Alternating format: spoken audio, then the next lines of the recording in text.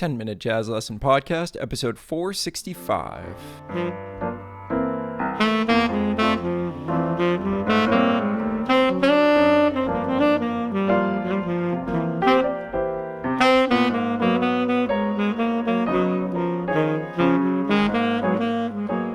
Hey everybody, welcome back to episode 465. This week we are going to finish up our long series on Blues for Alice. Although I've heard from many of you that this series has been pretty valuable, and I'm really happy about that.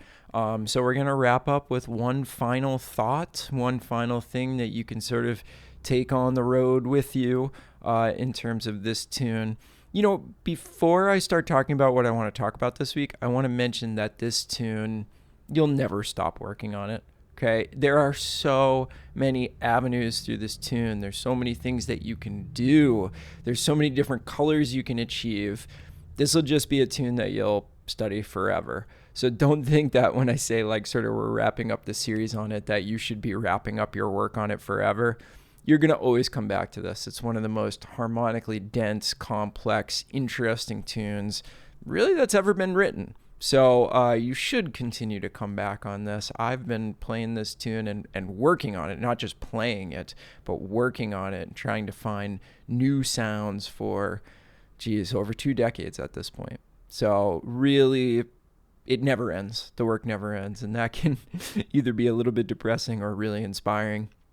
I find it really inspiring that I can always come back to a tune that I've played over hundreds, even thousands of times, and find new ways through it, find new ways to approach everything that's going on in there. Okay, enough of that.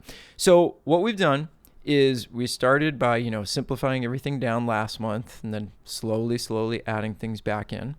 Then this month we've been focusing on note values, right? And actually trying to follow all the harmony, but doing so in an increasingly complex manner where you just have to play more with every exercise that we did. Now we're going to wrap things up by taking the work that we did and starting to transition a little bit more, out of exercise land and into just like soloing land. Now, I could just say, okay, we've done a bunch of work over this tune. Now just go. Just play whatever you want. But one thing that I like in my own practice is like sort of a transitionary period where I'm like still holding on to some of the really specific things that I did while moving into the realm of, okay, play whatever you want. I like there to be kind of like a crossover period. And that's what I want to talk about today. So I mentioned last week that when you get to quarter notes, you're really doing a lot. You're really finding your way through those changes. You really understand the harmony if you can play, a couple choruses of quarter notes.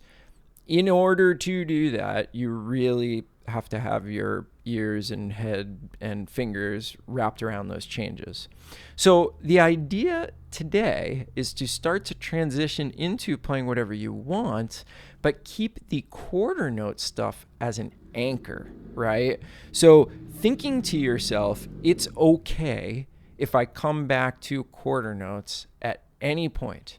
And you could do this on purpose. You could sort of like force yourself to come back to the quarter notes every so often.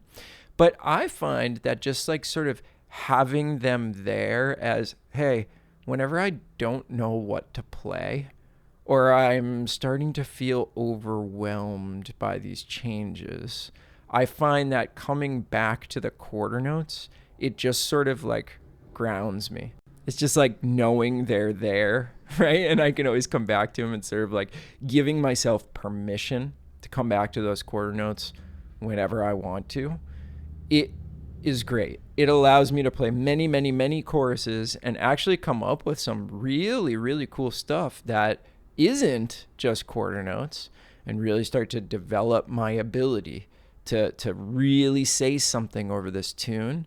But I don't know, it's like a security blanket to just sort of always know that they're there, right? And it just like it lets me out into the world in a little bit of a gentler fashion after making sure that I can do all these things that we've talked about over the past couple of months, right? So let me give you a little 3-chorus demonstration of what I'm talking about. You'll notice that largely I'm kind of just doing whatever I want, but you will notice that every now and again, I will come back to just playing quarter notes. And usually that's just like, hey, the phrase ended, I don't really know what to do next. Why don't I play some quarter notes? And then in a couple of instances, and you may hear this, I purposefully came back to them just to take a break from all the other stuff that I was playing. So it's a really nice sort of hybrid approach. Let me play a couple choruses here.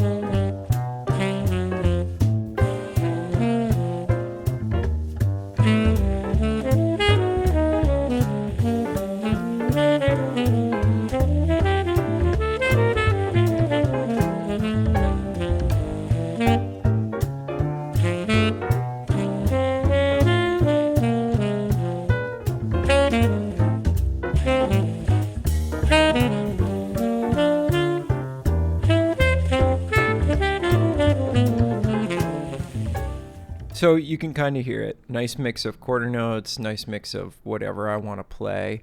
And again, it's just a really nice way to sort of transition into, of course, eventually not thinking and just kind of playing whatever you want over that, like a real solo statement.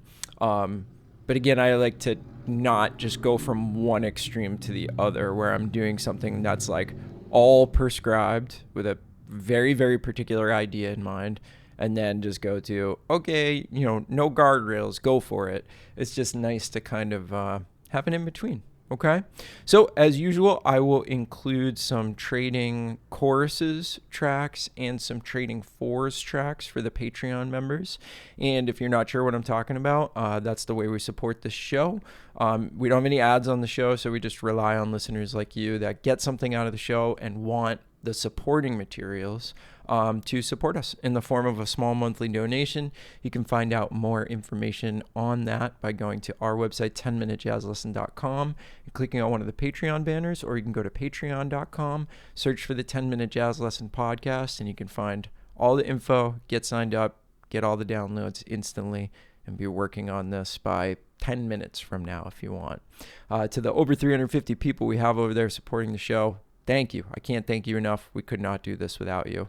So go check it out if you want to take your playing to the next level. All right, everybody. We'll see you next month, and we'll be talking about something new. Hope you have a good one, and we'll see you soon. Bye.